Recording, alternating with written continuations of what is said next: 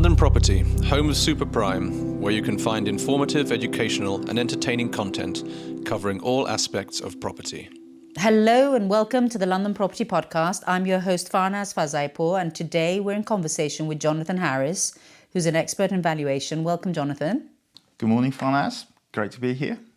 So we just want to tell our listeners some of the things that they should be aware of when they're considering valuations. So should we start with the difference between valuing when you're valuing for a lease enfranchisement versus a bank valuation?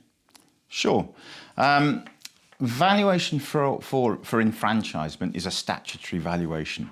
So it takes place against a statutory background, principally the two Leasehold Reform Acts, the 67 Act or the 93 Act. That means that there are certain set down parameters within which the valuation takes place. But probably most importantly, the outcome is the premium that one pays for either a new lease or to buy a freehold interest. In contrast, a bank valuation is what the property is worth now and what it would sell for now, generally. The background to a bank valuation tends to be what's known as the RICS valuation standards, often called the Red Book. Okay. And what is the valuation process for a tenant who wants to buy a longer lease? So how would you start that process? The starting point invariably is to consider whether or not you're entitled to go through that process, because there's little point in doing it if you're not. There are various online portals that you can do that sort of research through, but I would always recommend going to see a solicitor who's experienced in that area and find out whether or not you qualify and the property qualifies. Right, okay. And then let's assume that, the qualification of the basics that I know is that you have to be owning the property for 2 years. That's right. That's one of the principal qualifications. Yeah. And then it has to fall within the Act, which means it should be residential and... That's right. There are certain properties that are exempt. So what is the valuation process for a tenant wanting to buy a longer lease?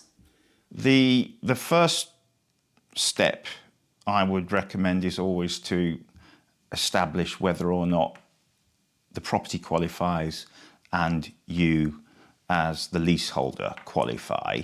There are certain properties that don't qualify. For example, properties owned by certain government institutions, housing associations, circumstances like that sometimes. It needs to be a flat, and there are definitions of what that is laid down within the legislation. The lease needs to qualify. The lease needs to be a long lease. And then the individual needs to qualify. They need to be the owner of the property, and they need to have owned that property for a minimum period of 2 years. Okay, and then and we'll touch on this briefly, but buying a freehold would then apply if it's a house, or if you're a number of units in a building that want to get together collectively to buy the freehold, and that's a slightly different valuation That's process. right. It's two different bits of legislation. Houses fall within the Leasehold Reform Act 1967, and flats and the right to collective enfranchisement falls within the Leasehold Reform Housing and Urban Development Act 1993. Certainly in central London, probably the majority of enfranchisable houses have probably been now enfranchised, and so you don't tend to come across freehold enfranchisement very often. It's much more a case of collective enfranchisement, and that's where groups of leaseholders within qualifying buildings or flats within qualifying buildings get together and collectively enfranchise, i.e. buy the freehold interest. Okay, so now let's say that somebody has qualified and they've decided that they want to go individually for their own property for extending the lease. Yeah. And you're instructed. So what happens next? The first thing I'd say, it's a technical point, but I think it's quite an important point, is that lots of people tend to say lease extension. It isn't. It's a new lease. The outcome for most people is the same, but it's key that it is a new lease. The actual procedure from a technical perspective is you need to serve a notice, a Section 42 notice under the 1993 Act, upon what's known as the competent landlord. I would always advise that a solicitor is instructed to put that together, because the technical aspects of it are rigid. They're not particularly complicated, but they are rigid. If you get elements wrong, then the notice can be invalid. In parallel with that, you instruct a surveyor, somebody like me, and generally the process or the need for that is twofold. The first is one of budgeting, in that there's little point in undertaking the process if at the end of the day you can't afford to go through with it. And so therefore it's a pretty good idea to understand what you might be in for as a premium, and generally within the sort of parameters that might sit.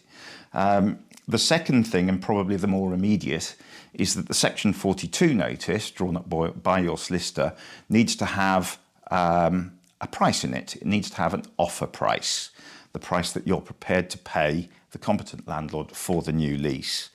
Now, some might say that we'll just stick £1 in. You can't do that. You need to instruct a surveyor like me. Generally, there are two reasons for doing that. The first one is budgeting, in that there's little point in undertaking this process, which has cost, if you're not in a position to complete at the end of the day. And so therefore you need to know what a realistic likely outcome is in terms of the premium that you will need to pay for the new lease. And also, valuation is not a precise science. The tolerances within which that might sit. The second and very important aspect of that is that your solicitor, when drawing up and serving the Section 42 notice, is required to include an offer price within that notice. Now, you might think, why not just put in a nominal figure that's likely to be safe, if you like? You can't do that. It has to be a value that is, or a premium that is reasonable. And there has been a significant body of case law where that has been tested, so that is required. So you need to know that the figure within your notice is a reasonable figure. It doesn't necessarily have to be the highest figure that you might be prepared to pay, but it can't be a low figure. It can't be a silly figure.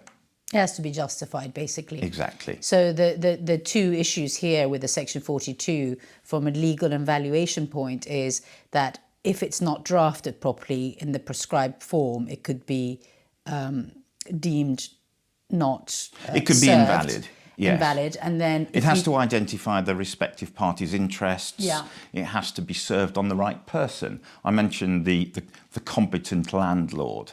In central London, you often get different layers of leases. You'll get an occupational leaseholder, which we're probably talking about. There might be a head lease, and there might be a freeholder, and there might be more than one head lease or more than one intermediate lease.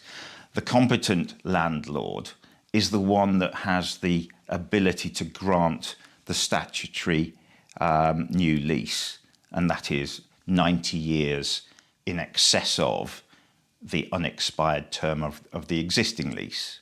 And so that means you must serve, the notice must be served on the person that has an appropriate interest to grant that new term. Right. And then if the figure that you said, instead of putting in a nominal figure, if the figure that you put in there can't be justified and isn't reasonable, it also invalidates the notice. But the legislation doesn't actually require the freeholder to be reasonable. So he can come back and say something unreasonable. Absolutely, yes. I mean, the Section 42 notice is served upon the competent landlord, and in many cases that is a freeholder. They then carry out a similar process. They will do a valuation, and they serve another notice, a Section 45 notice, which is generally referred to as a counter notice, and that has a corresponding figure in it, and no, there isn't the same test. Right, because I suppose if you're going to serve notice on somebody to force them to sell their interest, for lack of a better way of putting it, it needs to be reasonable because they're going to have to go through this whole process on your behalf. There are a couple of reasons.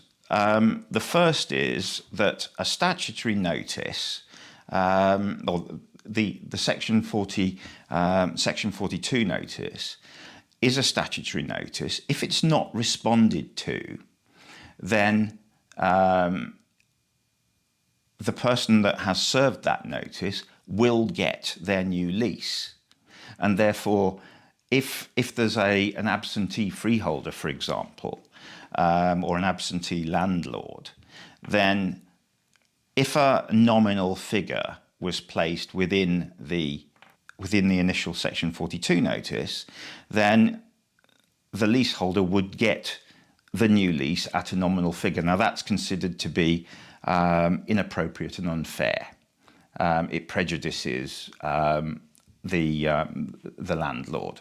So that's one reason. The second reason is about a deposit, because you're required to pay a deposit when this process is instigated, and that has to be up to a maximum of 10% of the figure offered within the Section 42 notice. And clearly, if you only were to offer a very nominal figure, then that would mean that the deposit would be 10% of a nominal figure, or a minimum of £250, which again would be unfair. And it also shows the commitment that you're not just on a fishing expedition, that you actually mean it and you want to do this. So yes, I guess so. Your money where your mouth is. Yeah. So basically that brings us to the process up until you serve the notice. Then the landlord has an obligation in the Act to respond within 60 days. Otherwise, it's deemed withdrawn and you get it for the figure you put in your notice, right? And then what happens next until the point? We're not going to discuss the disagreement yet, but we're going to discuss what happens if the whole thing is running smoothly and everybody's following the process. Sure. So having received the Section 42 notice, the landlord will generally instigate a similar process, and they will instruct their own surveyor to look at the property, carry out a valuation and report back to them. The normal course of events then is to negotiate. Those negotiations can take a variety of different paths. You get a whole host of different sets of circumstances: unresponsive parties, unresponsive tenant surveyor, unresponsive landlord surveyor. People are difficult, people are constructive. You can imagine the sort of scenarios. But generally speaking, the surveyors get together these days, well, virtually. Yeah. But generally speaking, the surveyors will get together in some way, agree facts, exchange valuation evidence, discuss the various valuation inputs that are pertinent to the particular case, and seek to agree. Okay, and that usually takes in a course that, you know, everybody's doing what they're supposed to be doing, how long does that process usually take? It varies enormously. I always tell clients, leaseholder clients who are making claims, I always tell them to expect 9 months. Okay. From start to finish. In some instances, people are proactive. In other instances, less so. And if you're dealing, for example, in central London, where you're dealing with one of the larger estates, then the surveyors acting for the landlords often have quite a high caseload, and often they'll prioritise the ones that, for example, are closer to tribunal hearings and that sort of thing. But it can vary enormously. Okay. And on the subject of budgeting, when you serve your Section 42 notice on your landlord, you're also responsible for his costs, aren't you? That's right. Section 60 of the 93 Act means that the claimant, the leaseholder, is responsible for certain reasonable costs of the landlord. That's not all of their costs; it's certain reasonable ones. Broadly speaking, they fall into two categories. There are the legal costs, and that's the solicitor's cost in considering the claim, deciding whether or not they think it's valid, and secondly, dealing with the conveyancing work. From a valuation perspective, the landlord can recover the costs of their valuation. So what that means is that neither from a legal point of view or from a surveying point of view can the landlord recover costs of negotiation, for example, or anything to do with the dispute resolution side of things. If there's an unknown legal point, for example, that they wanted to seek advice upon, they couldn't recover that. They couldn't recover any costs in connection with tribunal proceedings, for example, subsequently, if that occurred. Okay. And before we finish our conversation about the initial part of the process, at this stage, you're acting for the leaseholder. At this stage, you're acting for the leaseholder. And then we're going to get on to our second stage. And the second stage, Jonathan, is what happens if a tenant and a landlord don't agree on the valuation that the surveyors have negotiated or trying to negotiate? The legislation lays down a procedure for any form of dispute to be resolved, and the disputes can be technical ones, legal ones, validity of notices, entitlement to carry out the process, and that sort of thing is going to be led by the solicitors generally. From a valuation perspective, I suppose it's best described as an iterative process. We've got the negotiations that proceed following the counter notice being served by the landlord. In order to keep the claim live, there is a point where the parties, either party, but it is in the interest of the leaseholder to apply to the first tier tribunal for the matter to be resolved. Now that needs to happen to keep the claim alive, and it's a very important step, because if it's not done, then there's a deemed withdrawal and the claim falls. That doesn't necessarily mean that there is a dispute at this stage, or that the differences are irreconcilable. But it is the first stage in the dispute resolution process. I was going to ask, so you're keeping the claim alive? Yes. Because if it goes past a certain amount of time and it's deemed withdrawn, then you have to wait a year before you can actually start the process again. That's right. and you're going to incur the same sort of costs all over again. The market might have moved in that time. Your lease will have deteriorated or by a further year, and both of those combine to work against you. Then it effectively means that the premium is likely to increase. So it freezes. So when you serve the first Section 42 notice, you freeze the valuation date. That's right. And then when things are dragging out, you apply to the tribunal to keep it alive. That's right. The valuation date is the date that the Section 42 notice is received by the competent landlord. The application to the tribunal, there's a long stop date, basically of 6 months from the date that is set out within the Section 42 notice for the landlord to serve their counter notice, and you can apply to tribunal between 2 and 6 months from that date. If you don't, the long stop date is the most important. If you don't, your claim falls away. And that's one of the reasons why it's really important to instruct a solicitor, because they will monitor that very closely and they will protect your interest.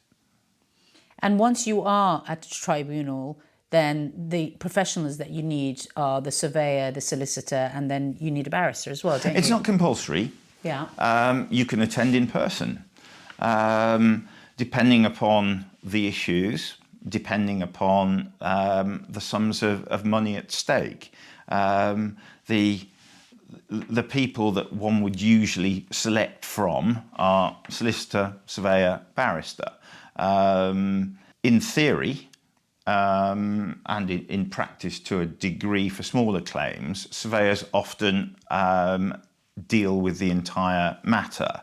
That's not ideal from a surveyor's perspective, because as you know, within any form of litigation, you get advocacy and you get expert evidence.